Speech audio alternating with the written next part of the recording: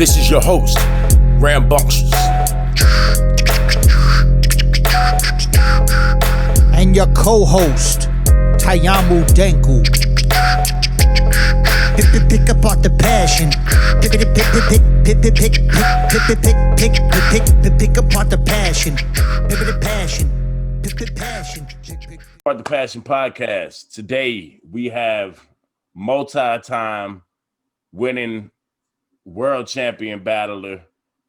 You know exactly who you're looking at right now. Man, this dude has had won the Scribble Jam 2006 and 2008. Is that correct? Yeah. Right. For 11 years, it's one of the biggest battle events. This dude teamed up with Immaculate for years, and controlled the battle scene. You know what I mean? If you don't know who you're looking at, we got Thesaurus on the show today. Appreciate How you doing, sir? Good, man. How about yourself? I am great, man. Nice to meet you, man. Likewise. Thank you got for my man Deku here with me. Two-time. That's two-time everything right there. Yeah, we've won a couple of things 2 times over. It's been a fun run, you know what I'm saying? And I've even added some 2-time shit to the poker shit. So yeah. Well, I want to get into that a little bit. I didn't say that in the intro, but figured we get into it. You know of course, yeah. That's definitely something else that I'm super passionate about, of course. So okay. I don't play poker necessarily myself, but you know. No worries, yeah. Yeah, for sure. So you and Denku know each other. We get into that some. Y'all talk about that right quick. How do y'all? I mean, I know it's Scribble Jam days, but what was the first year we met? Must have been maybe 06 or my first year there was 05. So there's a chance we met in 05, but I think it might have been 06. Okay. And then I went 05, 06, 07, 08, and he was there every year since the first time I met him. So yeah, since then, you know what I'm saying? I don't know. I guess the scene has evolved a ton. Yeah. It's been a wild ride since tournament format freestyle battles were, the dominant thing in the culture. Really, it kind of became it just became hard to keep up. There's so few elite level freestylers alone, period. I was going to ask you a question about that. Do you prefer freestyle battling over written battles? I mean, personally, if I'm going to be competing for large cash prizes and shit, 100%. Because that's bread and butter for sure. But from a fan standpoint and from even looking at it business mindedly, the written format and the written acapella format was so much better for the growth of the culture as a whole, because you have so few elite freestylers, let alone freestyle battlers, and you have so many talented creative writers and performers in hip hop. So why not largely diversify the playing field as opposed to narrowing it down? You know what I'm saying? Yeah. And so it was really just natural progression, and it made a lot of sense. I mean, you were getting the same people in the final 4 of every freestyle format, and it was also basically by the time Scribble died out, it was sort of the birth of the internet era and the birth of the YouTube era, and something kind of had to change. There had to be just by you know what I mean? Really just slightly, because I remember having to scour message boards to find rap battle footage before YouTube came on. You know what I'm saying? Yeah. And emceebattles.com and stuff like that, and look at old idea footage and the Blaze, old Scribble footage, old Fight Club footage and stuff like that. So I think the evolution was necessary for the longevity of what we do, which is super important, of course. So I'm okay with not being the overwhelming favorite in everything for the sake of it moving forward and being great. And now, even from a fan standpoint, I enjoy it a lot more going to events. Every battle is a lot more competitive because we're all on the same playing field, and people just keep getting better. The way the culture's growing, people just keep improving, But before this helpless mark, the world had never dealt with SARS. I'm not dyslexic, it's just hella hard to tell apart your L's and R's. No, you should just become a kamikaze pilot bomber, because you're too bitch to be a samurai and die with honor. This fish just got devoured. For more on this story, let's go live to Asian correspondent Trisha talking out.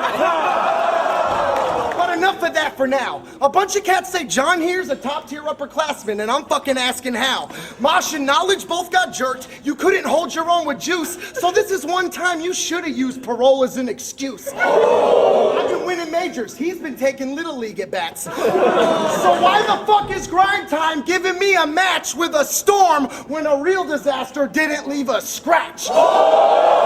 He said, you got that Latin dude, man. I said, you're giving me illusion? He said, nah, the best in Florida. Wait, I'm battling Collide? He said, nah, homie, Johnny Storm. I'm like, that faggot's still alive?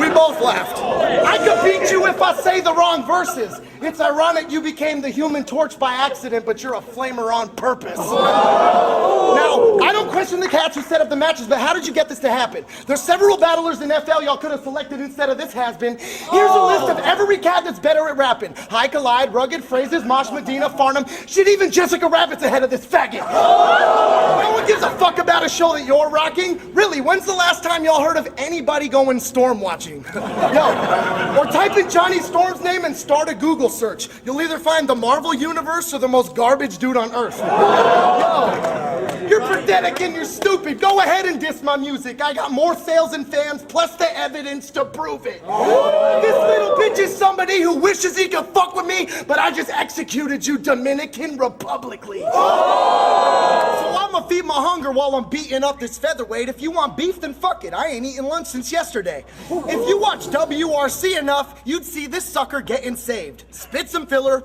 weak as fuck, then Peter comes to rescue Greg. Tell you what, give me the money each of us are getting paid and we'll just call it even from me cleaning up the mess you made. No wonder you kept the people waiting while they speak of who's the best between us, endlessly debating. I'll turn this to your funeral, come dress for the occasion. Look, what used to be a legend's just a memory that's fading. Or you Jack from Sickle, it would add to 50 grand. Immaculate wasn't packing pistols back at Scribble Jam. Wait, I don't want y'all cats to miss the magic trick I planned. Now watch me turn this rapping midget to a sacrificial lamb. I'll crucify you, little kid. Consider this redemption. I'll clench my fist and send him to a different dimension. You'll never win without me. So why's this guy from Portland battle? I mean, Scottie Pippen's always lived in Michael Jordan's shadow. Such a fucked up smile, Mac. The reason? This hamster tried to bite the hand that feeds him, so I just bashed his teeth in. Yo, you'll never beat me. I'm way too clever. So instead of hating, start writing me a thank you letter because I made you better. Yo, this little guy is so frail. Is that from sniffing giant Coke rails? He's too small to drive a car, so he sticks to riding coattails. I brought him to the WRC with me. He got all excited like, when's the battle gonna start, Pete? And I'm like, settle down, Greg. Let me unstrap you from your car seat.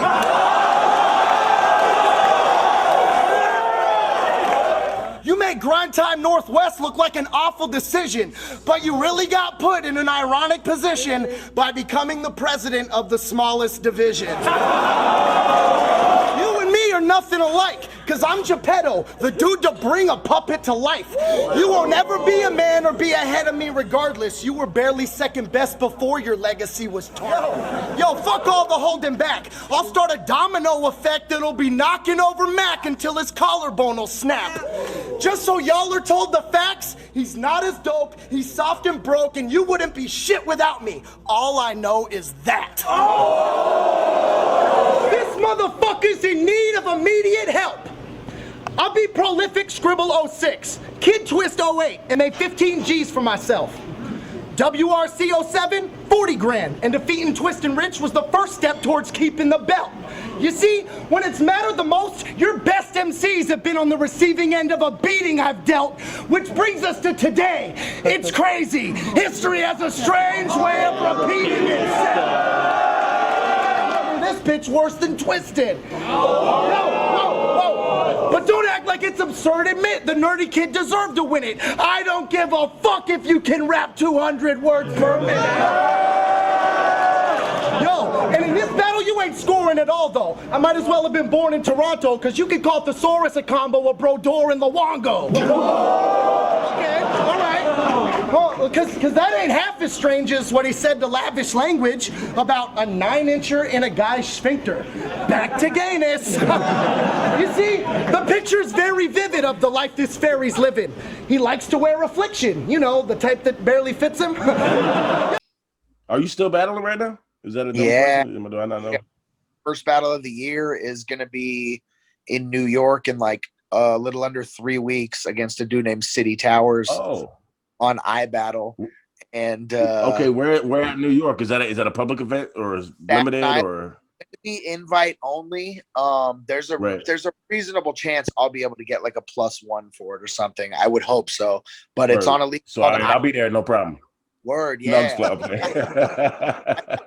iBattle is a pretty dope league. They're a little like smaller, a little more low key than like Smack, King of the Dot, and RBE, but they put out a constant quality product. They're run by the dude, the homie Lex Luthor, who is just like building a league and developing talent there and then providing them with dope opportunities. So shout out to him. I pretty much go out there like every year, like once a year, to just like drop off a yearly classic. I battled Marv 1 out there last year before COVID shut everything down. And then I battled Disaster in November. I think it was November that I battled Disaster. Pretty sure. Again, you mean? Yeah, I like rematched. That's the second time, right? For the King of the Dot tournament. They did this tournament sponsored by Twitch, and like a 50K battle tournament, and the battles were live on Twitch every Sunday. And me and Did up rematching, super close battle, and he won the split decision. I kind of like messed up my closer. I probably made like a 50K mistake, like messing up my closer, but at the same time, it's like one of my best. You know what? I wanted to touch on that. I was telling Danku, man, immediately earlier. I'm admittedly not heavy into the battle scene. Okay. Word. I'm an MC. I love, I like it. I love it actually. Yeah. But I'm just gonna be honest. I'm not gonna sit and act like I'm active on everything. But I know about it, right? I know about it though, right? Yeah. But I watched that first battle with Disaster, and I hear Danku like, yo, man, he got robbed, bro. Yeah, that's like, I mean, is that a prevailing opinion? I think like the footage has definitely aged in my favor. Okay. And even as soon as it happened, there was like huge like online controversy about it. But since then, like that's something that he and I joke about to this day, because that's you guys are cool. Yeah, that's one of my best friends. Like, that's what's up. That's dope. Yeah, we become super tight over the years, and to have to rematch him was hella stressful because it was on.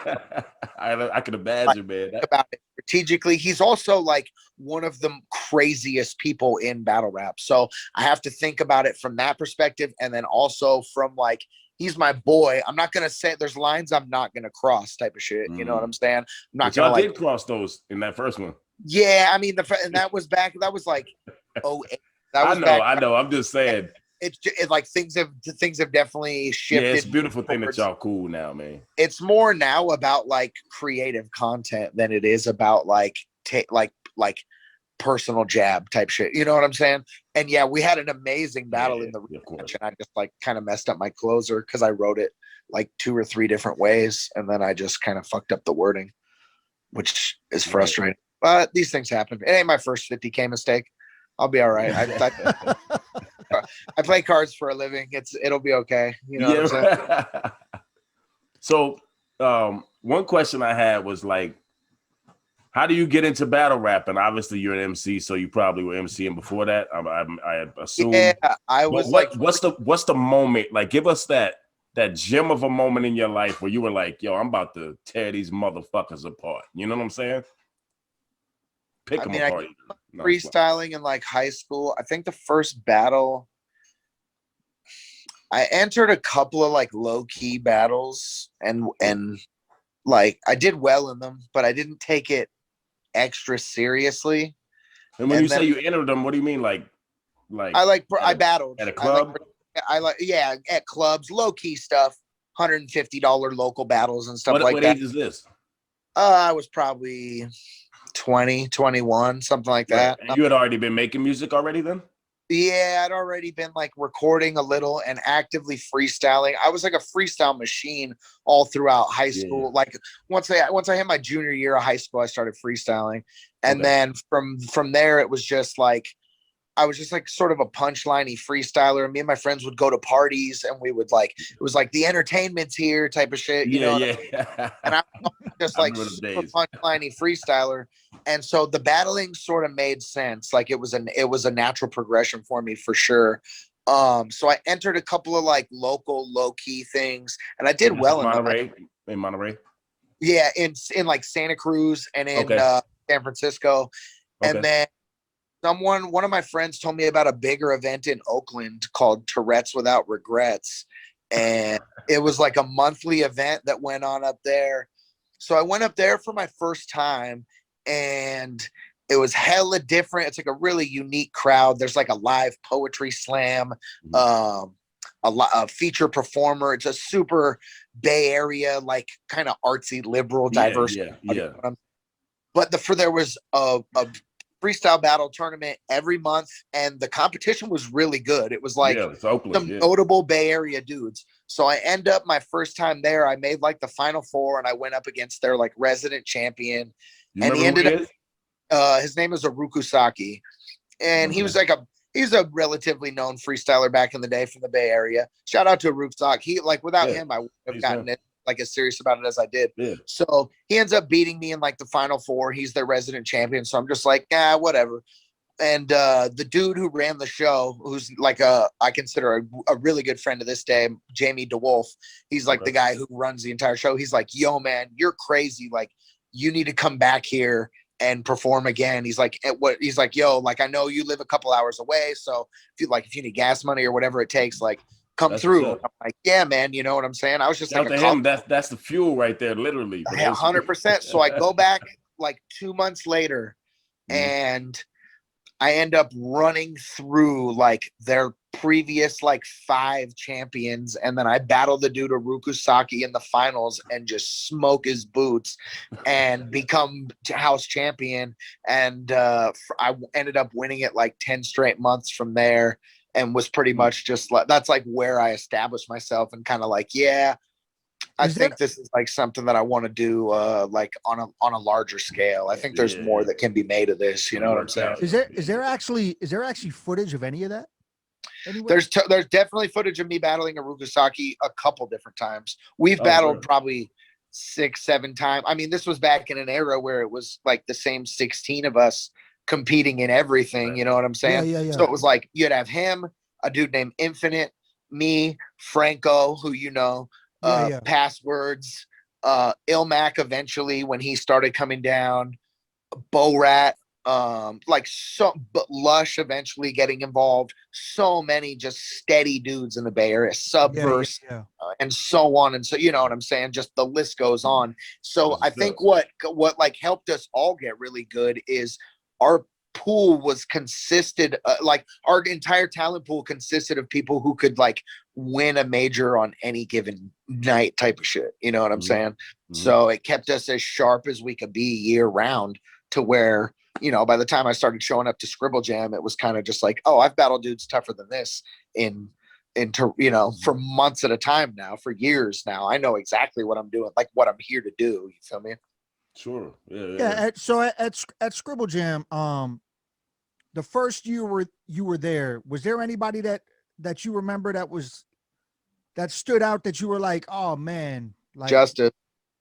And he stood out before you actually battled him?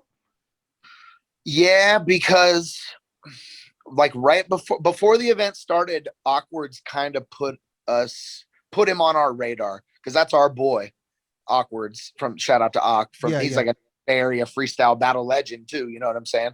And so he had like that spring, he toured Australia and he got to judge the contest, like the Australian battle where the winner got to come to Scribble Jam. So he got to see Justice in person and see how good he was. So he just basically told us like, yo, I know what you're thinking, but just do not overlook this kid. He's really nice. He's insanely quick with the rebuttals, and he's going to have that underdog factor working for him. You know what I'm saying? If he can win the crowd over in his first battle, he's going to become the favorite to win the entire thing. You know what I'm saying? Mm-hmm. And he was just like putting us like on notice basically as homies. Like, is that don't key? sleep on the kid. Is that key? Winning the crowd over on that first, is that key for all battle rappers, or is that a tactic for everybody? I think for him it was vitally important because he was foreign, and they're either gonna like him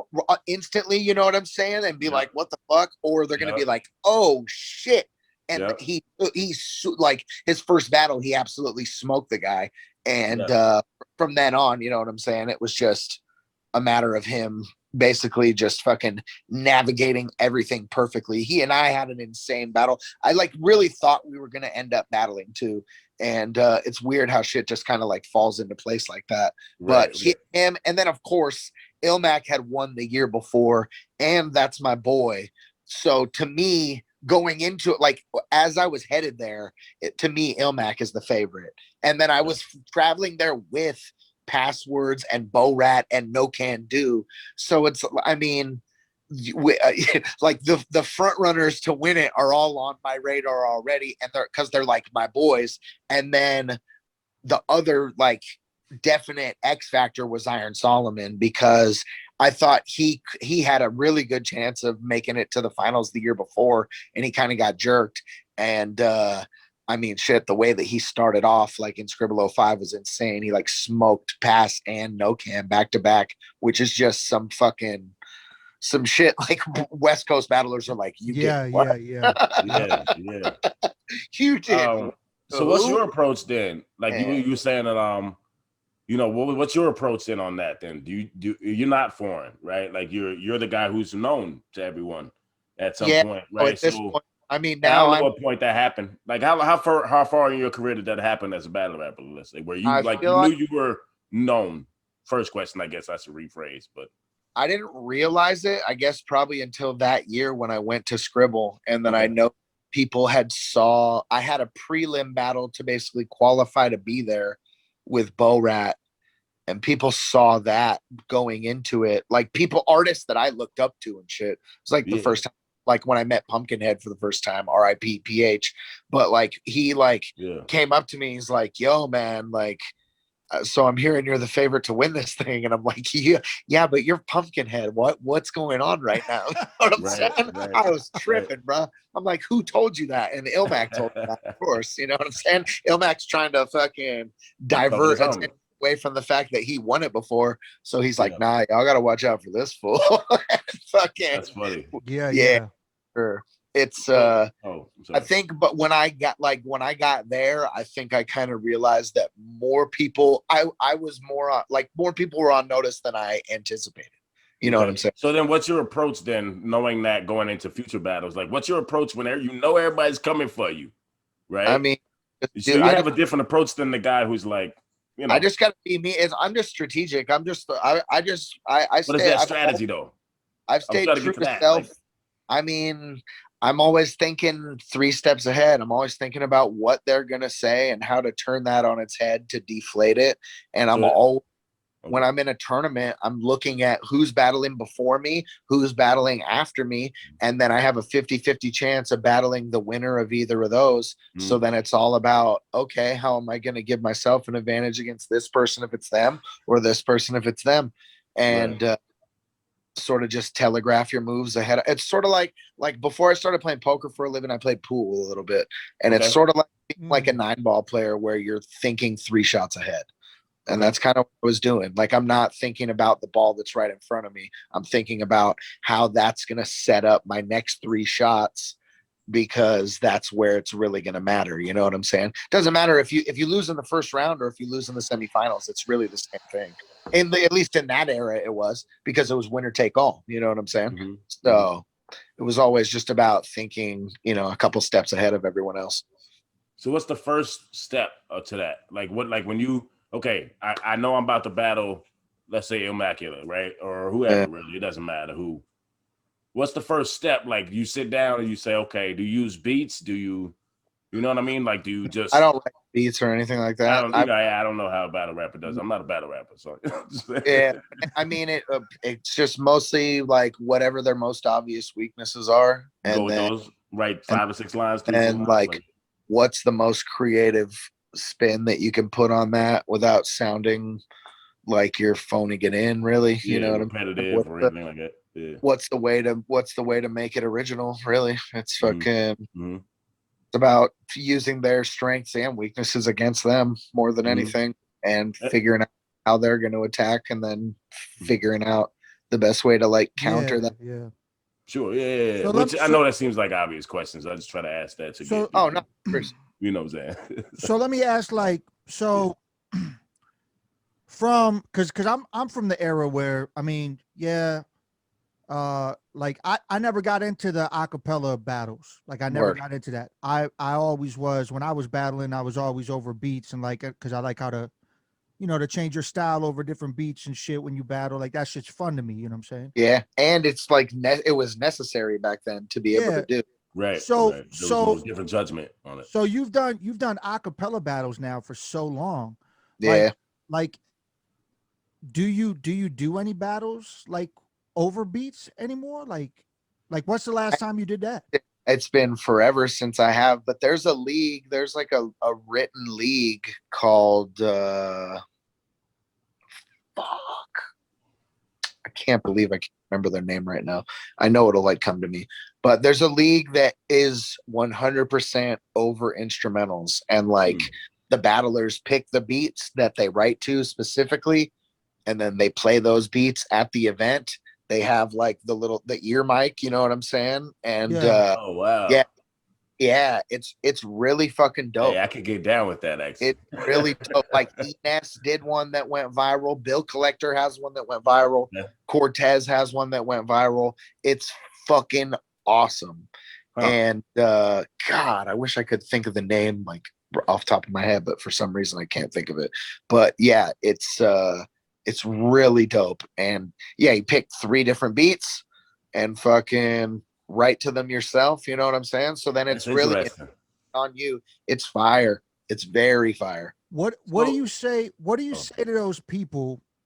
Because I heard this in the crowd at Scribble Jam when I was out, when I was watching the battle, and like I knew there were crazy dope off the top freestyle dudes, and I even heard you freestyle some shit when we were just kicking it with I think it was me, you, and Mad Ills, just kicking it at a booth before a battle, and I heard you kick some crazy shit off the top.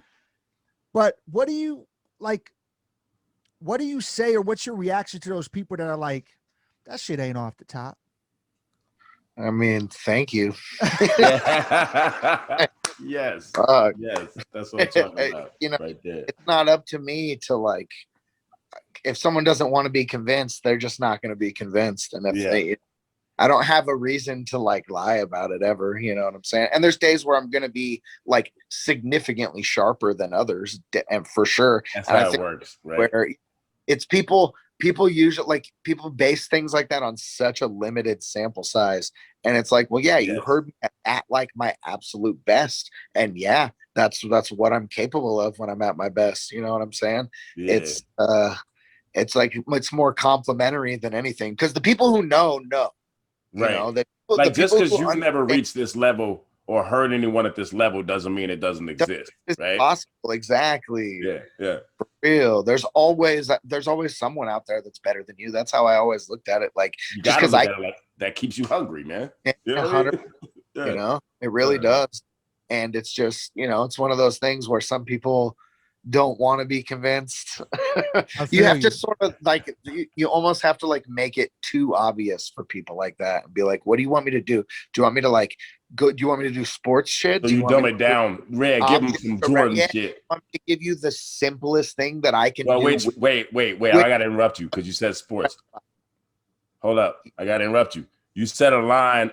I'm going to forget who it was against. You said something about Scottie Pippen. It was against Immaculate.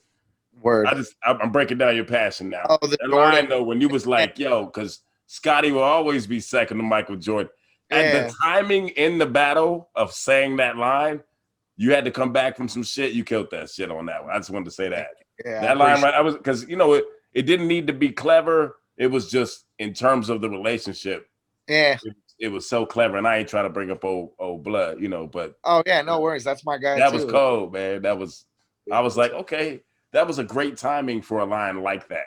Word. So, Thank you, bro. I just wanted to tell you that. Just That's what you brought up the sports thing.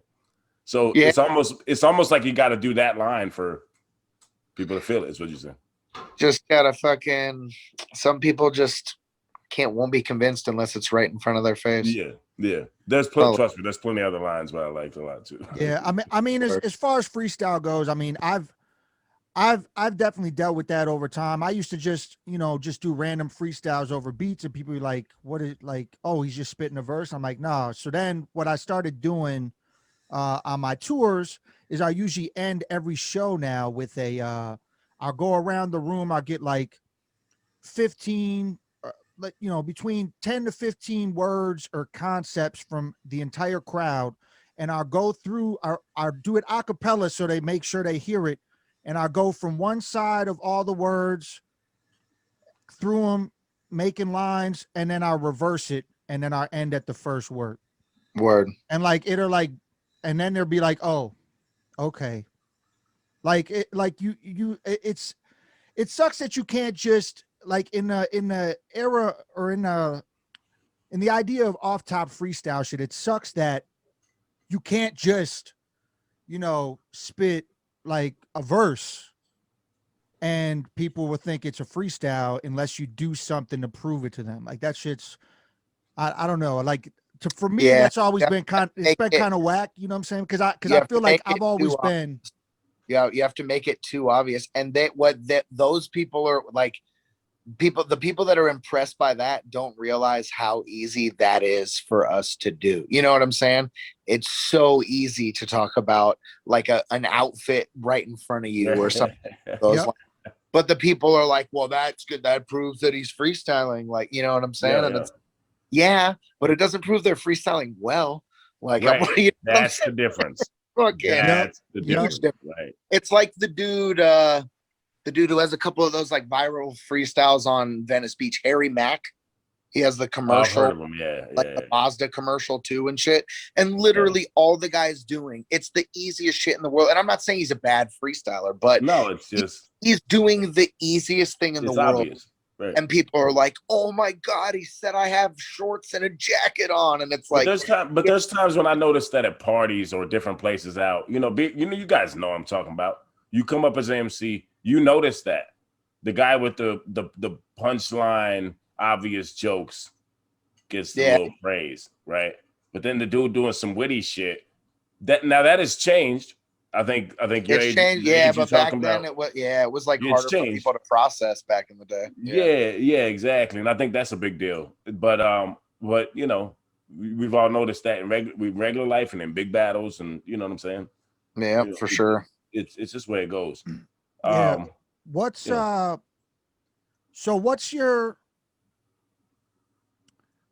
Who is somebody that you still always wanted to battle that you haven't? And who is someone you have battled that was your favorite battle that you've ever had? I was going to ask the favorite battle. Yeah, good shit. Fuck. Hollow was the battle I always wanted to do that I haven't, and that probably won't ever happen. But that's probably the one that I wish I could do that never happened. And then, favorite battle I ever did is tough. That's what we're trying to do, is ask the tough questions. I've done so many. I've done like fucking 200 battles. It's one of my favorite performances was against Nestle for sure. Yeah, which one though? The first one? That first one was a monster. I've only battled Nestle one time. Oh, it was only one? Oh, maybe I saw something else that had both of y'all in it. I apologize. Okay. No worries. Yeah, that shit was incredible. Him, that's definitely up there. Dumbfounded's one of them for sure. None. It's definitely a battle that I won. If it's gonna be my favorite, it ain't gonna be like the Ilmac battle or anything like that. You know what I'm Yo, saying? that's funny as hell. Um, Nobody mentions their single that did bad, right? it was pretty wild to win the King of the Dot championship just because that shit was hella unexpected. So that was kind of like a curveball more than anything. Why was it unexpected? Like, what about it? Well, the dude who had the title, like, I don't know that battle, I'll be honest. it wasn't supposed to be like a title match. It was fucking, I was just supposed to go up there and battle their champion, and that was going to be that. Okay. And then before the battle, he was like, if you win in a judged battle, like, I'll give you the chain. And I'm like, well, fuck, I'm about to take your chain. You know what I'm saying? and yeah, man, gave him the business. That's when it becomes street shit almost. You're like, yeah, I guess I'm taking this chain today. I was hella nervous too when he did. I was like, damn, what does this guy have on me that I don't know about? Like, why is he this confident? For real, I was legit like, what does he know that I'm like not privy to? You know what I'm saying? Yeah. I'm like, why is this fool this confident? And then fucking I ended up just kind of smoking him and won the battle unanimously. You know what I'm saying? So ended up being like the first non-Canadian to win the King of the Dot title. And then I fucking took the title on tour through like the UK and Australia, and almost in a way kind of gave the chain. I was the second American who ever even battled in Canada. Dumbfounded was first, and then me. And I think before, I don't even remember if the battle was judged. He battled Kid Twist, but it was an amazing battle. Right? No, I'll play. Amazing battle. Okay. And he, then I went up there and won the chain. And I think people kind of looked at it like, I think before then, people didn't necessarily take King of the Dot as seriously as it was, because people kind of viewed it as the Canadian League, where it was like, nah, these guys are like throwing real events and they want to put real shit together. So then I think at the time of me winning the chain, it added like maybe a little bit of validity to that, which is necessary. And, you know, I took the chain on tour and was like, I'm the fucking King of the Dot. You know what I'm saying? I was on fucking Australian radio stations and like doing TV interviews and shit. Just like, I'm the King of the Dot, son, flossing. Yeah.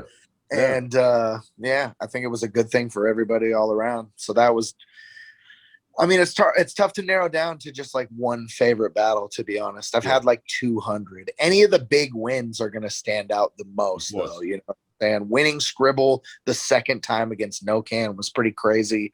Winning the second world championship with Ilmac was pretty crazy. I mean, there's a lot of paper on the line for those, so it's, you know what I'm saying? Yeah. Those were see, like, I've definitely gotten out of watching as many battles as I used to, but I remember watching those the duo battles, like the I remember watching that whole shit, man, like both seasons. I think they were both. That shit was brilliant, and that shit was like literally right at the start of like the YouTube era, and I feel like they were ahead of their time, really, is what it was. It was still awesome, and it sort of created a blueprint that a lot of people still use today. Yeah, well, I mean, you got Matt Hoffman on them using those exact things. That shit was crazy. The battles. Salute to them. They doing it great. You know what I'm saying? But you know what I'm talking about, right? Like the I forget what it's called, but yeah. They got a 2-on-2 event like next weekend for URL. URL. I'm sorry. Yeah. URL is a 2-on-2 event this weekend. What do you think of randomly? So there's one dude from here that's getting that's definitely popping a lot more. I don't know if you're familiar with him at all, but his name's Bankhead. Yeah. Oh yeah, I'm familiar with Bankhead. He's nice. Yeah. So like like I said, I stopped watching battles for like a long amount of time, and he's got a lot of like viral clips online too. Yeah. And that's yeah. Do you put stake in those, or do you just kind of look at it as it's still skill level? I mean, he's dope. He's their fucking. Okay. He's winning battles for the most part, and fucking. No, I'm not saying specifically with him. I'm just saying in general. Do you think views matter now with battles more so, or do you think it's just still how was your battle, right? Like and shit's not really even getting on YouTube anymore, so views aren't really mattering so much these days. Now that the URL operates pretty much solely on the app, RBE and iBattle are the only like views matter when battlers are trying to like negotiate their worth, in my opinion. Sure. But outside of that, like if I battle someone who has more views than me, that's not something that they can like use against me. You know what I'm saying? Right. That doesn't matter to me from that standpoint. It matters to me from like a business leverage standpoint. Like if I'm negotiating a contract, this is like part of it. This is part of my value. You know what I'm saying? So the views matter from that regard. But now that channels are getting away from YouTube, it's reaching like a weird stand. It's reaching a weird point. It's kind of dicey territory. Shit needs to be figured out for sure. I still think YouTube is a necessary thing, but a lot of people don't. I don't know. Well, we want to thank you too for hosting this podcast. I'm just playing. Hey. Shout out YouTube. I got a YouTube channel. I'm not gonna shit on YouTube. I'm not stupid. I was playing. I got a YouTube too. I'm fucking straight up. I think it's necessary. No, I agree. I think it's necessary in the fact that it's the biggest platform. It's like the biggest label. If you got signed to Def Jam, you wouldn't say fuck Def Jam, right? Like, I mean, I'm bad analogy maybe, but you know what I'm saying, right? I'm not signed to YouTube by any means. But you know what I'm saying? It's like, but it's a vehicle.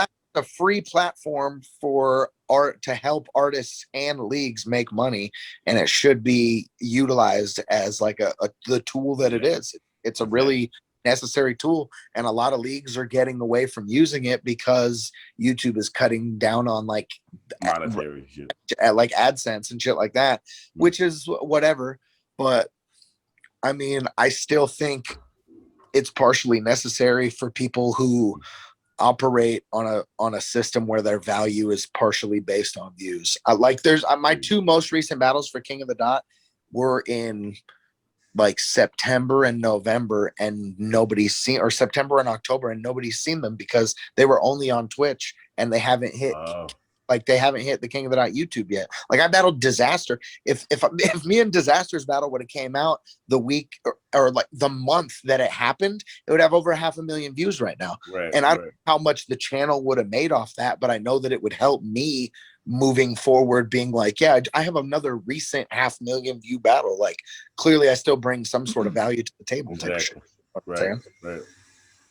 Yeah. What did I think YouTube is very necessary still. I wish leagues would stop like trying to stray away from it. I guess not every league is doing that, but I wish. But a lot of people are doing that in general. A lot of artists in general are doing that. Yeah, because they cut back on the AdSense, and I understand that. Yeah, but then I feel like personally, a lot of people do that, and then they go with other avenues, and then it's like, well, are you making money on those avenues though? Are you getting the same views? You're not. So is it really worth your time, or should we all? Yeah, and the viewership brings value. The benefit. Well, viewership is value in itself. So right. Hopefully, but it's hard to get the views on a platform that's not big enough, right? Yeah, exactly. That's why. But now there is building it, but stray away from it. Yeah. You real quick, you randomly brought up Disaster again. I just had a random thought and idea because I wasn't out there when it happened. So when he battled Cannabis, right? Word. What was everybody's initial reaction, like talking amongst each other after that battle happened? Give us that gym, bro. Because I wish I was there, man. You know what I'm saying? I mean, it was bad. It was pretty embarrassing, to be honest. Like fucking he made a complete fool of himself. Like the footage doesn't really do justice the fool of himself that he made. He was like, but to clarify for the people who did Cannabis. I mean, he busted out a notepad and started reading out that, and it's just, oh man, people started. You don't want to hear rhymes, and it's like, nah, I don't want to hear you recite them out of your fucking notepad. I get that you wrote them and you want to perform 3 rounds of material, but at the same time, like, bruh, you just got 30'd. You just got smoked so badly every single round. And his rounds were just poorly reworded versions of his verses from Second Round Knockout. Like if you go back and listen to Cannabis's rounds, it's literally it's his verses from Second Round Knockout, but just replacing certain words with others that apply more to Disaster. Wow. It's super trash. Super. But at the same time, we knew it was going to go viral. It's a big moment. And the thing that I thought was kind of shitty was that Disaster absolutely smoking cannabis was going to be overlooked by like the meltdown that Cannabis had. That's unfortunate, because what the highlight of that event should be that Cannabis made his like air quote return to battle rap and got fucking destroyed. That's what happened. But it ended up turning into like, Cannabis pulled out a notepad and threw a wild ass fit. So people just like were talking about how he's lost his mind and questioning his mental health and shit. Probably so, man. I mean, Yeah. It was hella wild. But it was literally like #1 trending moment after it happened. People were tuned the fuck in to see Cannabis battle. And it was tight being on that card, because people were tuned in for pretty much everything. I smoked the person from England that I battled on that card. So it was, it was cool to be a part of, for sure. It was definitely history to be a part of. It was weird being in the crowd. A lot of Cannabis fans who weren't battle fans were just there to see Cannabis, and they were so excited about their boy. And he starts rapping, and we're in the crowd, and we're just kind of like, I don't know, man, this ain't gonna be. This isn't gonna go well. I'd heard all Disaster's material, so I'm like, this isn't enough to beat Disaster. And his fans are just like, you don't know that. And I'm like, no, I know for a fact. Like, I've already heard 30 minutes of Disaster material. It's not, this is gonna be bad. And then literally by the end of the round, those fans were like emotional and ready to leave. You know what I'm saying?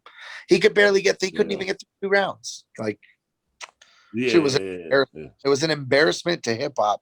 And if I would have told my 16-year-old self that I was going to see that happen later in life, I wouldn't have believed it. You know what I would have been like, what? Oh, man. A bus? Nah, that ain't happened. You know what I'm saying? I wouldn't believe that, but I've heard other stories. We're not gonna get into that, but yeah, he was a mess, man.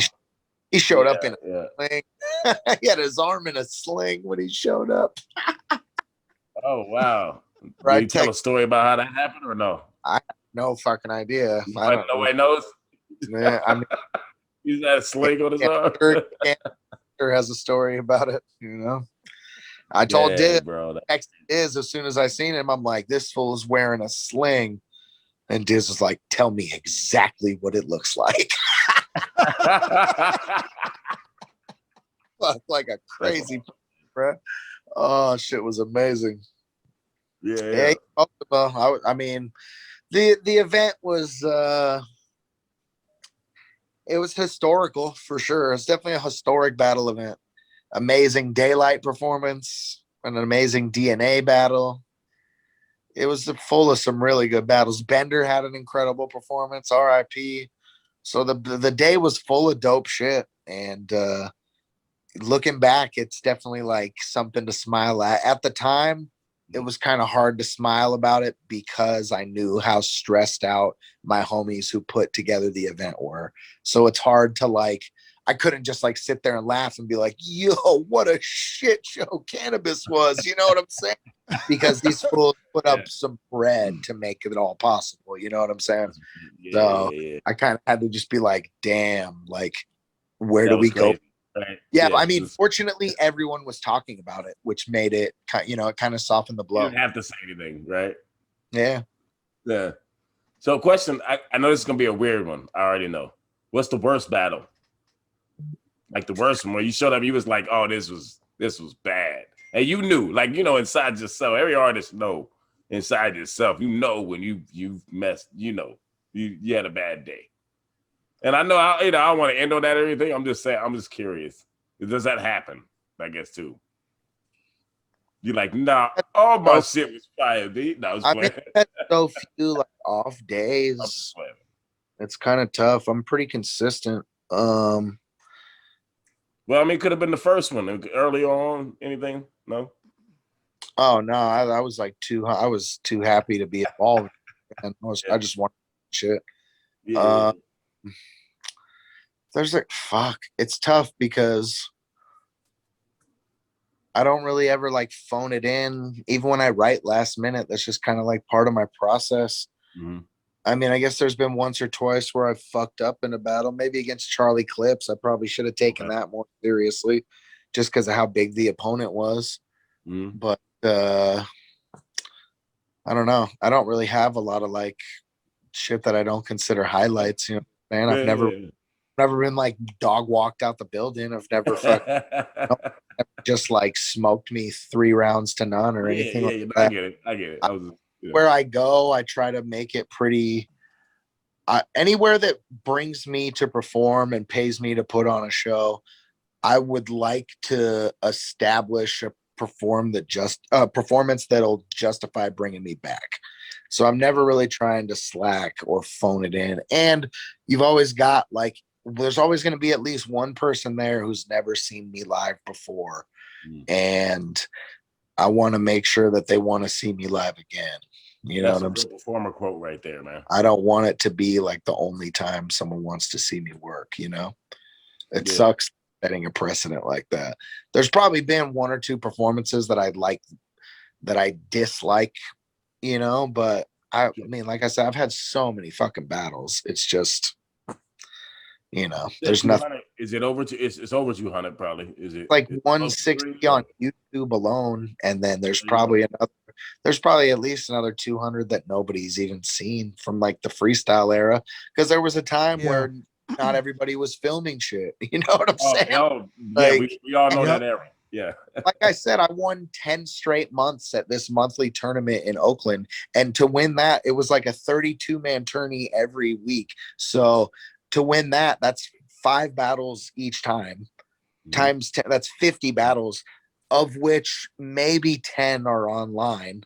You know what I'm saying? And those are usually like the ones that are in the finals. Like you can see like me versus Tantrum, stuff like that. Because actually Tantrum like was about to tie my record. So I took a few years off from battling there. Right. So the Tantrum started becoming the resident champion, and he got to 9 straight months. So I entered it on the 10th month so that he couldn't tie my record. And you got him. I beat him in the finals. Yeah. There you go. Shit was fire. It was hella fire. And we have like a legendary like 4-bar trade-off. Really crazy. Wow. So one other random question I had about let's go back to the to you and Ilmac 2-on-2. When you guys are crafting those rounds, do you write that whole thing together? Do you plan it together? Do you do 1-on-1? Or we never even wrote anything. That was all off top. That whole like the first Wordl Rap Championship shit. I mean, it was we literally never sat down and wrote anything. We would brainstorm together. We would sit and come up with ideas in between battles because there was 50 battles a day for that shit. There was 10 or 5 teams, and we had to battle them all twice, and every team had to do that. So there's a lot of downtime where we would be like, should say this. So we were strategizing the entire time for sure. Anybody who's smart is doing that. But the shit that we came up with in the moment, especially the first year, just cannot be replicated. Like it was like sharing the mega brain from Contra. It was fucking ridiculous. We were tapped in on the same wavelength. With 3 men or 30 men though? What up? I say with 3 men or 30 men. No cheat you got the code, you know? No, up, down. No, up, down, left, right. You know what I'm saying? I'm playing. Yeah, but bro, we were on a wavelength that just couldn't be fucked with. It was fucking, we knew what direction the other one was going to go and just knew where to pick it up to make it perfect. The first year, especially, we were fucking invincible. The second year was harder because everybody saw what we did, what we were capable of. Preparing for you. All these teams instantly tried to sound like us. Not necessarily the dudes in the West Coast, but every other division. It was just all biters. You know what I'm saying? So we knew we kind of had to level up. The first time we ever sat down and actually wrote anything as a team was the second year before the finals, like when we were going to battle Marvin Quest, because we knew that they were going to be the team to beat for us basically in the tournament. And we were like, we can just out freestyle everyone else. And then we got there and we realized that every team had written for every team, and all of them had written 10 rounds for us specifically. It was, that might be the crowning achievement, to be honest, just because of how hard it was to fucking win it back to back, because everyone was gunning so hard for us. You know what I'm saying? Yeah. And it was just like fighting through a field. It was fucking Attack of the Clones. Do you prepare different knowing that, or did you know that when you showed up? No, I kind of like that shit. Like I was just I feel that way. You know what I'm saying? And I would tell them to. I would like troll them in the moment and just be like, "Yo, I know you've been prepping that way, but you're about to find out like shit feels a lot different standing in front of it." You know? And then people stand in front of it and they realize that it's different. It's just there's like a team dynamic that we had that other teams couldn't really like get on the same wave. Like. Okay, then I got a question. So, famously in that battle between y'all, he had said at one point that he wrote some of your shit. Was that true? Or was that just some shit to get the crowd hype? He just made it sound the way it was supposed to sound. It was we were a team. I know that. We came with the truth, baby. Come on. I was playing. Here's the thing. All that has to happen for that to work is for me to not have done the same thing. Or react, right? He chose to react. You were like, okay. You know, all he has to do is be sure that I'm not gonna say, well, I wrote this and this that you use, or I came up with this and this that you use, which is pretty safe to assume that I'm. But that's gonna happen if you're writing in a tandem, right? Yeah, we're a team. We came up with hundreds of things together and shit that. Like that neither of us used, you know what I'm saying? He just had to present it all and like make it work in the perfect fucking way. And all that has to happen for it to work as good as it can is for me to not have the same strategy. You know what I'm saying? If I would prepare the same strategy, it still makes his dope. Like his shit's still crazy, but it deflates it a little bit if I'm just like, oh, well, actually, like that's a team. You know what I'm saying? But well, and I don't mean to ask that in a sour way. I asked that because I felt like in the moment I'm watching it and I'm like, nah, son. You know what I'm saying? Like, nah, that doesn't even sound like that would be real. He did it perfect. I mean, we talked about it in the interview afterwards. It's real. Battles are all about, especially written battles. It's all about shaping and controlling a narrative and the crowd, right? To get the crowd to get that narrative. More thing is controlling the narrative and that matters way more than the crowd. If you can control the narrative and get people to believe everything that you're saying, then you do control the crowd. You know what I'm saying? So battling, especially a written battle to a camera, it's all about controlling the narrative. And did like perfectly. He like created a fucking blueprint that hella battlers bit for fucking years now. Straight up.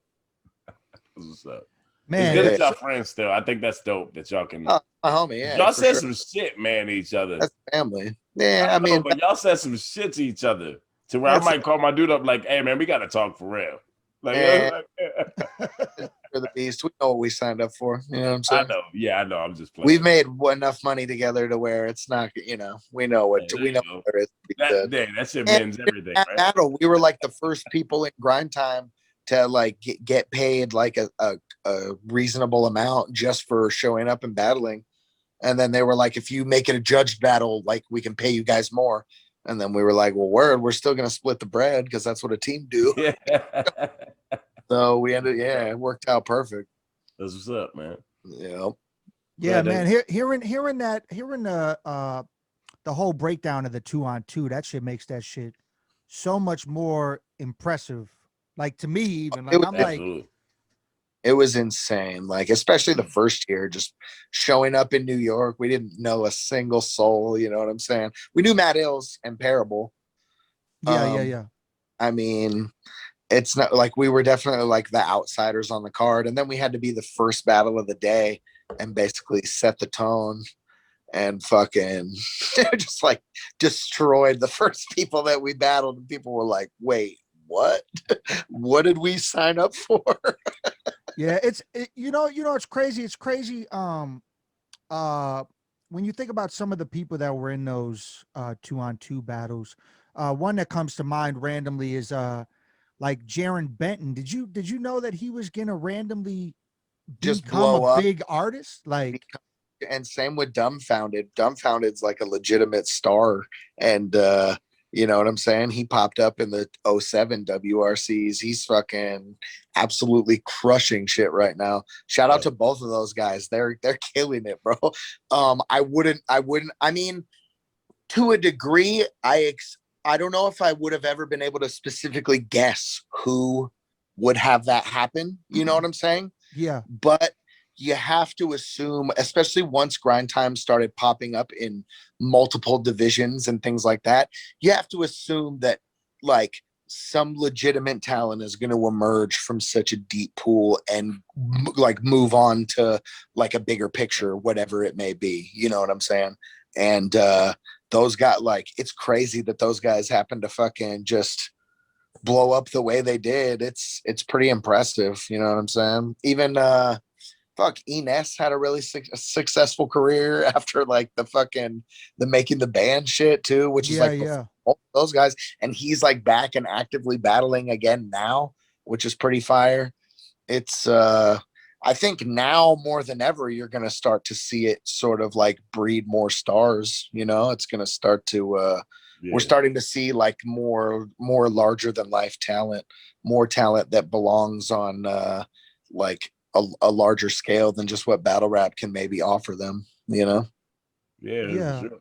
Did you get randomly? Did you that huge?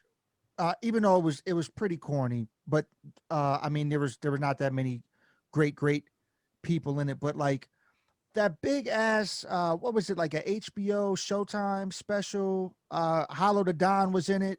Who did he battle? Joe Budden or something? You remember what I'm talking about? Oh, that was MTV. Yeah. So did you I didn't have anything. Did you get asked at all to be a part of that? No, I wouldn't have had anything to do with that anyways. That's really that it's just not my life. It's cool opportunity. It looked cool at the time, but like shout out to Slaughterhouse. I fuck with all of them, super tough. It was cool that an opportunity was provided, but then you know, it sort of at the end of the day came down to look like more of a cash grab than anything. And like the final product of it was super weak. And, you know, I think I'm glad more than anything that I wasn't a part of it in hindsight. You know, I'm not like knocking any of my homies who were, because but it wasn't opportunity presents itself. I get it. I get it. It's just something that I probably, you know, I don't know. Didn't really. It wasn't your thing. It wasn't your thing. Yeah. Did you ever battle? I mean, he's actually one of my favorite MCs right now doing music. Did you ever battle Rain Man before he became RJ Payne? Fuck, man, I wish. I always wanted to battle Rain. He's always been fire, bro. Literally always been fire. I was cut in the final 16 or the final 32 of the MTV battle that he won in like 2003. And yeah, he fucking Rain Man's been incredible since it's been going on 2 decades now. It's crazy to see that he just sort of like, not even necessarily an identity change, just like a name change. And you know, yeah, I mean that rebranding was crazy, man. Like, Flo is so polished and perfect. Oh, bro, I like have his MTV versus battle versus like still memorized to this day. That shit was, I love that shit, bro. It was up. So how does the I'm gonna use the bathroom real quick, y'all. Okay. So how does the transition happen from battling to professional poker? Like, how does that happen? I mean, I was sort of doing well in both at the same time, winning some good battle money, kind of put me in a position to be able to take poker more seriously. I've always had like I guess like a pretty sharp mind when it came to math and patterns, and I'm a pretty like people-y type of person, so I like the social element of the game. Yeah. And there, like early on, there seemed to be a lot of dead money once like the online poker boom happened.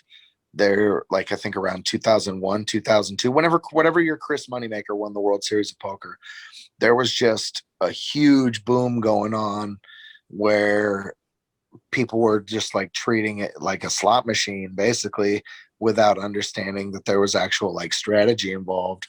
So I was more interested in like learning the math of it and figuring out the strategy side, and sort of trying to make some magic happen.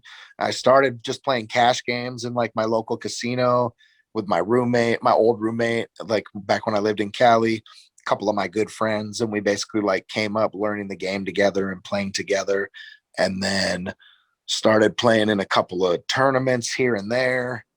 And then after winning like the Scribble money and the WRC money, I was able to leave my job at the casino and basically play on my own, and sort of be able to navigate my own hours a little more the way I wanted to, start playing the games that I wanted to. And then I got an opportunity for someone to stake me into the World Series of Poker main event. And then that pretty much like changed, I guess, my outlook on how I wanted to approach the game. And then I pretty much got like hooked into playing tournaments. And since then, it's just been like, I play a lot more poker than I'm much more active in poker than I am in like battle rapping and shit like that. You know what I'm saying? At this point, like even an active battle rap year is like 6 to 10 battles or something like that. And I mean, I'm gonna write. There's gonna be some time and some hours that goes into that. But I'm either playing online or live, like probably 40 to 60 hours a week or something like that when it comes to this poker shit. Like there's definitely there's more of an end, like there's a much larger window for it for me, because the end game for me as far as battle rapping goes is probably a lot more narrow. I mean, I'm like approaching 40. I'm not gonna be rapping still. I'm not gonna be battling when I'm 50. You know what I'm saying? Whereas I can be playing this game that I really enjoy and excel at for as long as I fucking want to. And in the process, I can like take some shots and try to set myself up for early retirement from everything if things go as well as they can. And I don't know, I've been super lucky out here to like get pretty tight with some really accomplished, incredible players in the poker community. A lot of poker players are battle rap fans because a lot of us came up in the era of the internet and YouTube. So a lot of them have just spent. The demographic seems to overlap a little bit. Yeah, it's fucking I have some poker player friends who definitely overlap. Yeah. Literally anytime I go to a casino and play, I mean, this was pre-COVID. Now you have to play with a mask, so it's a little different. But like pre-mask, anytime I go play, I at least once was gonna get recognized from the battle shit.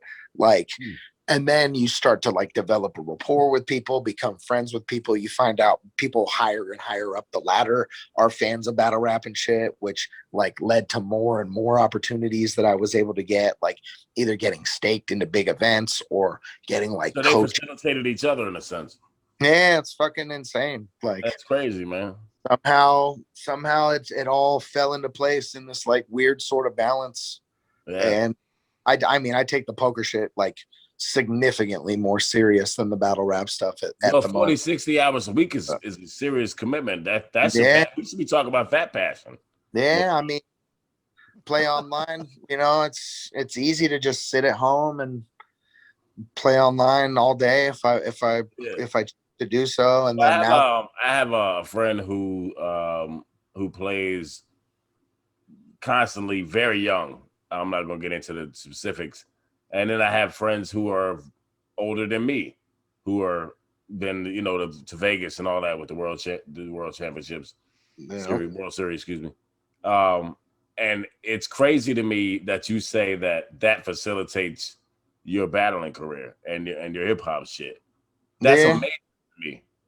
Yeah, well, I mean, battling kind of facilitated my poker career. Like, okay, did I miss that when I was winning? Probably right before you came back. Like, winning battles gave me the start playing full time, and then there on, I just started playing full time. Once I was able to like actually make real money from it, I sort of never looked back. Battling's just like additional income at this point. It's like a side job that I just really like. You know what I'm saying? Well, yeah, it's the passion. It's the love. That takes the world. Get to have dope vacations with homies and shit like that. I can't really complain about any of that at all. But the poker's the prime focus, 100%. It's there's like because there's life-changing shit that like in any given event that I play a week, it could be a game changer. Whereas those type of opportunities don't really present themselves every day in battle rap. You know, you have to be like the top 1% standing out the most. And even those guys, you know what I'm saying? They're working hard. The guys that are getting paid over 20,000 a battle and shit, those guys are working hard as fuck. Right. Are there any big money, just random, are there any big money celebrities that randomly wanted to jump into a big ass poker game that you've played against? There's a lot. I mean, I live in Vegas. There's a lot of celebrities. Are you in Vegas now? Yeah, I've been living here for like almost 7 years now. Oh, word. Yeah. There's a good amount of celebrities that play poker though. I've played with Aaron Paul from Breaking Bad. Oh yeah. Ricky Lake, fucking Ricky Lake. Russell. Ricky Lake. Yeah, Ricky Lake plays a lot of tournaments in LA. Yeah, that's crazy, man. Yeah. I mean, we all remember Ricky Lake. That's funny. A lot of athletes play. Russell Westbrook used to play at the Wynn all the time. Okay. Brad Garrett and Ray Romano play. Okay. That's crazy, man. George Costanza. Have you played against all these people, or you just know they play? Yeah, I've played against a handful of them. Yeah. Yeah. So does it change the way they play, them being famous, or? Nah, they're all pretty terrible players, to be honest. Yeah, I would imagine that. Actually, I was expecting that. Not like the money anything to them, so they're just there to have fun. They're trying to just have a few laughs, throw some chips around, maybe bluff a pro or something. Yeah. They're not trying. They're never gonna win one of the tournaments or anything. So. Right. Okay. So let me ask you one question. Do you have any regrets from battling at all? Not one regret, nothing. I know. I understand you're like, nah, I killed every battle. I feel that, right? But do you have one regret? I don't think so. Nah, good. You shouldn't. I'm just saying. It was a setup. I'm just playing with you, man. I was playing. No, I really was just curious if that existed at all. And so, because with a battle rapper, I'm just being serious now. But with a battle rapper, you're putting everything on the line with every line you say, right? So the reason I say that, I was just curious if there was any time you was like, I just shouldn't have said that, or anything like that. Not really. Okay, word up. No regrets. Not everything I do is pretty deliberate. So yeah. Word. The last thing I really have, the last time I saw you in person, I think it was 2015 Valentine's Day Massacre in Chicago. Yeah. That battle. Do y'all have real beef? I got no beef with Swangs. Shout out to Mood Swangs. That's the homie. Always been a homie. I was just wondering because that I mean, there was a lot of hostility in that. I mean, from Swangs that day, there was a lot. I don't know. I've been around for so long and like am so like I guess good wherever I go that I don't have beefs with anybody in battle rap. There's nobody. There might be people who dislike me or whatever, but bro, I don't harbor any sort of like animosity or beef with anybody. I'm trying to see us all fucking eat. I'm trying to. I feel like I'm like partially responsible for helping us get there, and you know what I'm saying. I'm approaching 40. I got a fucking teenage kid. The last thing I care about at this point is fucking, you know what I'm saying, like people who want to have like petty beef with me in the battle rap community over whatever it may be. I'm sure those people exist for sure, but I don't got any ill will or, you know, animosity towards literally a soul in the battle scene. I'm good with everyone as far as I'm concerned. If anyone thinks they have an issue with me, that means they have an issue with them, because it's, you know what I'm saying. That's what's up. Hey, you know what? Let's go ahead and wrap this up on that. I think that's a great statement from you to end this. Word, is that fair? Yeah, no worries, man. Word up, man. Yeah, hey, good to meet you, man. This has been a great. I think it's been a great conversation, man. Oh yeah, for sure, no problem. I appreciate you being as open as you've been. I'm sorry. Yeah, yeah, for sure. One thing, yeah, I'm always fucking. I feel like I got nothing to hide and nothing. You know, there's nothing to shit. You know, I'm very much. I've always been like since day one, very like true to self and an open book, so to speak. You know what I'm saying? It's fucking. Right. I'm happy with how shit has gone for me, so I'm happy to talk about it, you know? That's good shit. Yeah. We appreciate you, man. It's been Pick Apart the Fashion Podcast, man. Hey, thank you, my man. Thesaurus, thank you for doing this again. Hell yeah. Is it better to be right or kind? That's how we end it. So much. Check. Listen. Yo. I grab a microphone, I know you're flowing ill, but all these multis that you spit, every day they're fucking overkill. So every day, I'm about to ignore this guy and probably make some fucking reference to a damn porcupine. But I won't do that, I'm not ignoring the facts. Yo, getting in your face and saying that Thesaurus is whack. Yo, I'm the man to bust ya. I didn't know you could use acupuncture for your face. Now run away, I'm about to bust this day. You can't rap with me, cause after that I'll leave this cat inside a tragedy. And yo, I'm about to blaze your pizza. You could probably use your facial features to fucking make a pizza. Yo, you're a wannabe, dude. How come the best lines people spit to me are ones fools have already used? Yeah, that's right, you spit a Solomon joke. That's why I know that you're about to swallow it, ho. So, I guess I'm crazy with static. Why don't you go in the back and make me a sandwich, you Canadian faggot? Yo, I guess that I can spit a flow sick. Why am I battling a 6-year-old chick? Oh God, it's a quest for the holy grail. I guess that you got a nice ponytail. You're not rapping fresh. I don't act impressed. Shouldn't your ponytail have a matching dress? Hey yo, I'm forcing this, knowing that I'm sorta sick. He lost to Dastis last year. Now he's gonna lose to another foreign kid. And I'm ignoring kids. And yo, you lose your manhood like your fucking foreskin split. And yo, I can't do. I'm about to smack you. I'm about to serve MCs easier than no can do. You're wearing wax shoes, and that's how it really is. Coming around against this fucking silly kid. Yo, I'm flipping kid. I hate him a lot. I'm making him stop. He's gonna be blazing and facing the rock. I don't know what's going on. No, I'm flowing strong. I'll even kill him in his face just like a broken bomb. I'm gonna show you how it's done proper. Quit fucking rapping, go back to being a faggot ass punk rocker. All I know is that you've got the wackest structure. Your acne ruptured from my acupuncture. Erect the spot. Someone played connect the dots with 1,000 tetanus shots. I guess that means on Deuce. Yo, how y'all doing? I'm Deuce Leader. I spit the cleanest. This guy joined the WSOP because he thought it meant we'll suck old men's penis. And you know what I'm gonna call in? I play poker with your mom, then I go all in. The chips are on the table. Hey dog, you thought I was a fat guy at Scribble that truly didn't exist? Well, I'm one hell of a fable. I'm coming out right now and I'm about to knock 'em blind. You got so many potholes it looked like you mixed Roe and a porcupine. Time. Yo, another porcupine joke, dope. Yo, I command it perfectly. I'm trying to figure out how the planet Mercury planned a verse for me. All I know is that I'm always dope. I'm surprised this motherfucker ain't make the stage broke. That means that your fucking stomach's huge. Fuck you, dude. I'm the rapper that's running through, and I'm breaking the mold. Step to me, I'll knock you back. Yeah, I'm making you fold. All I know is that means I got your chips full. All I know is there is nothing you can spit cool, cause I rap the nicest. You couldn't find a bitch to ride you cause none of them have a tractor's license. Time. Yo, dog, that was kind of cool. How about this? Let's do it. I'm lucky. It doesn't matter if she rides me, she still sucks me. Hey, y'all tell me this. Why am I in the Final Four? Is this Kentucky? NCAA about to stomp you. I'll tell you something, dude. How about this? I'm gonna rip you properly.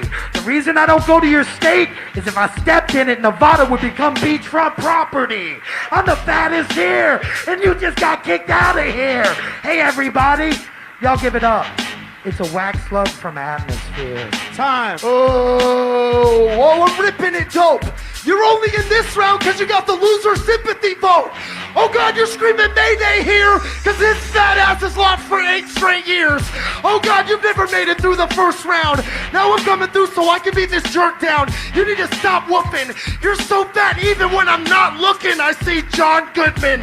Oh man, that was fucking Roseanne. You really need to get with the program because I'm a truth speaker. Fuck everyone here and I don't like you either, dude. Hey, listen now. Calm down, homie. Stop screaming. That shit senseless. This dude's just mad because his dick is 2 inches. Look, dog, I'm finna motherfucking fry his ass. This dude can't find his dick with a magnifying glass. I'm telling you, dog, I came to lay the law. When this chick get with him, she gotta give him brain through a straw. C-U-T, man, the people, they all love me. And your face is fucked up, homie. You type ugly. Look, you can't get with me, dog. You're not worthy. And nice man, but I ain't know Halloween came early.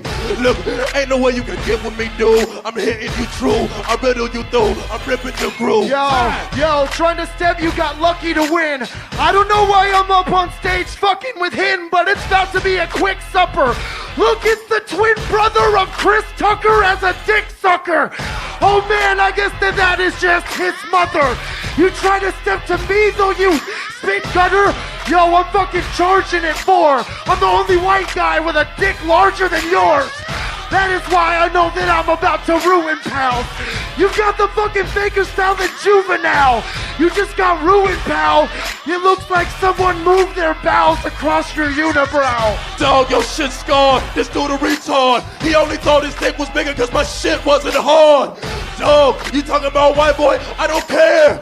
We could go anywhere, dog. We could go there. Now you all yelling and you all screaming and getting all loud. Calm the fuck down, man. You spitting all over the crowd. Now listen, dog. Listen. Let me talk to you, fella. And for this dude get back to rapping, y'all get an umbrella. Or maybe your fucking wetsuit. Or you might need a poncho. You a sorry ass bitch. And you here getting stomped, Joe. Yo, I'm rocking it dope. You either lost your voice or you got a cock in your throat. Oh man, that's why you're walking away. Cause it's pretty obvious that what you're talking is gay. So you can fucking let your esophagus spray, but you're not winning unless it's opposite day. Yeah, that's right, I got something I can talk about. I spit in your face and I got the cotton mouth. I'll give you props, you can feel better. Those are pretty nice shoes. Did they make them in real leather? I guess I have to ask. This faggot ass never could pass my battle class.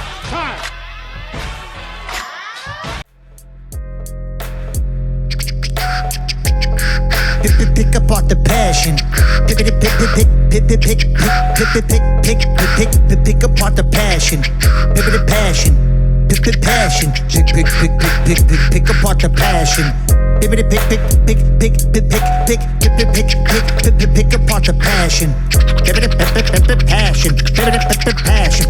passion.